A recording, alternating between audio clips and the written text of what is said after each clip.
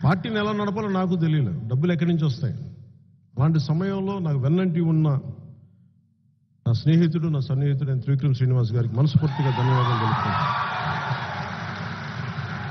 అంటే నేను సమాజం కోసం ఆలోచిస్తే నా కోసం ఆలోచించేవాడు ఒక ఉండాలి కదా. అలాగా వచ్చి నా కోసం ఒక వకీల్ సాబ్ అనే సినిమా చూపించి ఇది బాగుంటుందో చూడండి అంటే అలాగా వచ్చి ఒక 3-4 సినిమాలు చేశాం. నా కోసం ఒక స్క్రిప్ట్ రాసి, ఆయనకి ఏమాత్రం నేను పాలిటిక్స్కి వెళ్ళడం ఇష్టం లేదు ఆయనకి.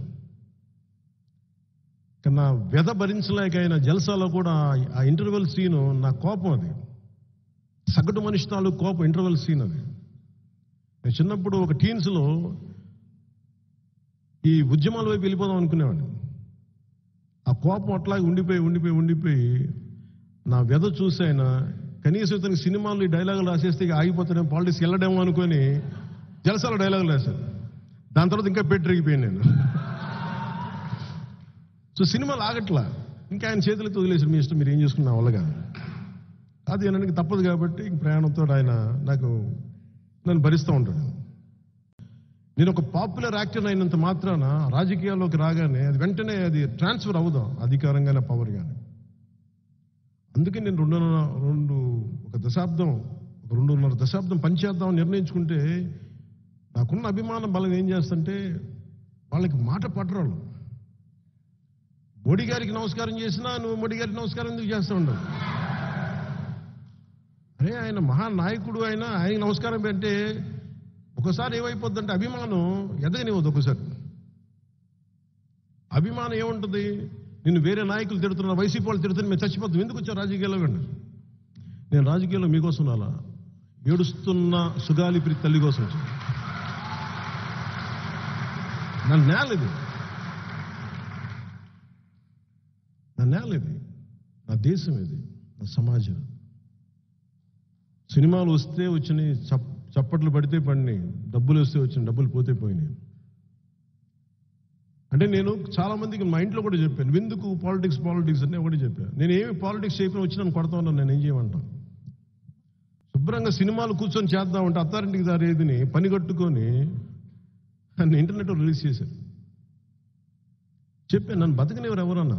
నా ఎదుగుదల నాకు శాపం అయిపోయింది, మీరు గుండెల్లో ఉన్న అభిమానమే నాకు శాపం అయిపోయింది. ఇంతకాడికి రాజకీయం చేద్దాం, రాజకీయం చేసుకున్నాను. నాకు భయాలు లేవు నాకు. సో 2014-19 నుంచి అంచెలంచెలుగా పెంచుదాం అనుకున్న పార్టీ నేను ఇబ్బంది పడుతుంది. ఈ పార్టీకి రికగ్నైజ్డ్ పొలిటికల్ పార్టీ అయిపోయింది జనసేన. 18 లక్షల పైచలకు ఓట్లు వచ్చినాయి మనకి. అదే కనుక ఒక 10 నియోజకవర్గాల్లో కనుక ఉండుంటే దాదాపు ఒక 2 ఎంపీలు, 10-12 సీట్లు ఎమ్మెల్యే సీట్లు ఈ పార్టీ రికగ్నైజ్డ్ పొలిటికల్ పార్టీ అయిపోయింది. ఆ రోజు నా వ్యూహాన్ని ఎవరు అమలు చేయనివ్వలేదు. నేను వెళ్తే జనం వచ్చేస్తారు, లక్షలాది మంది జనం, లక్షలాది ఓటర్లు కాదు. చాలా నాకు స్పష్టత ఉంది, నాకు చాలా స్పష్టత ఉంది. పవన్ కళ్యాణ్ వ్యక్తిగా నాకు అతని మీద అవగాహన ఉంది. పవన్ కళ్యాణ్ ఒక పార్టీ నాయకుడు, అతని పార్టీ మీద కూడా నాకు చాలా అవగాహన ఉంది. అందుకే నాకు వ్యూహం నాకు వదిలేయండి ఎందుకని అడుగుతానంటే, నన్ను అర్థం చేసుకున్నంతగా నాకు అరమరికలు ఉండవు నా దగ్గర. చాలా బ్లాక్ అండ్ వైట్లో చూస్తాను పవన్ కళ్యాణ్ అనే వ్యక్తిని. కానీ మీ గుండెల్లో అభిమానం అంటే మీరని కాదు, బట్ నన్ను ఇట్లా చూద్దాం అనుకున్న వాళ్ళకి ఎవరి దగ్గర తగ్గడం ఒప్పుకోరు. తగ్గడం చాలా అవసరం, చాలా అవసరం. చిన్నప్పుడు మా టీచర్ చెప్పాడు, తాను తగ్గించుకున్నవాడు హెచ్చింపబడ్డా. తగ్గే కొద్ది ఎదుగుతాం తప్ప నాశనం. నాకు ఇదే అనిపించింది, మీ అభిమానాలను చేయండి. నా అభిమానులు అందరూ వైసీపీకి ఓటేశారు ఎక్కువ శాతం. నేనంటే చెప్పాలి మీరనిగా ఇప్పుడు కదా, నేను లాస్ట్ టైం చెప్తాను. ఎందుకు చెప్తున్నా అంటే ఇది అంటే మన సినిమాలో నన్ను ఇష్టపడే అభిమానుల గురించి ప్రత్యేకించి మాట్లాడుతున్నాను.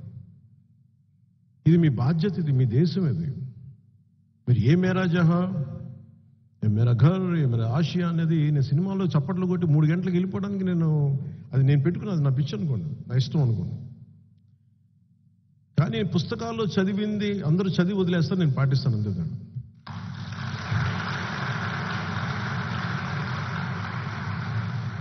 ఇది నేను పెట్టుకుంది ఎక్కడ మారాలి. ఇది ఒక ఒక ప్రయత్నం అయితే చేద్దాం. ప్రతి ఒక్కరు ఏమంటాం, సినిమాలో జరిగింది మనకి నిజ జీవితంలో జరగదు. ఎందుకు జరగదు?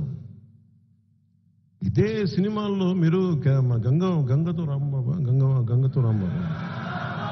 ఇది గంగవరం వస్తుంది. మత్స్యకారుల గురించి మాట్లాడే గంగ అంటే గంగవరం వస్తుంది తప్ప కెమెరామెన్ గంగతో రాంబాబు రావట్లా. అంటే నేను అందులో ఒక సీన్ ఉంటుంది కదా, మీరు అందరూ రండి అని సినిమాలో ఎక్కువ చెప్తే అది చాలా మంది అనుకోవచ్చు అలా నిజంగా వస్తారా అని. సినిమాల వరకు సాధ్యమే కానీ నిజ జీవితంలో జరుగుద్దా అని చాలా మందికి ఒక ఇది ఉంటుంది. అది పవన్ కళ్యాణ్ జీవితంలో అయితే జరుగుద్ది. ఇది అంటే నేను ఏం ఆశించను. Be the change you want to be. నువ్వు ఏ కళ అయితే కంటున్నావో ఆ కళ నువ్వుగా, ఏదనుకుంటున్నావు సమాజం ఎలా ఉండాలనుకుంటున్నావు అది నువ్వుగా. నేను ఎవరిని ఏం అడగల, ఎవరిని ఏం ఆశించను. నాతో పాటు నడవమని చెప్పను, నాతో పాటు పోరాటం చేయమని చెప్పను. నేను నడుచుకుంటూ ముందుకెళ్తాను.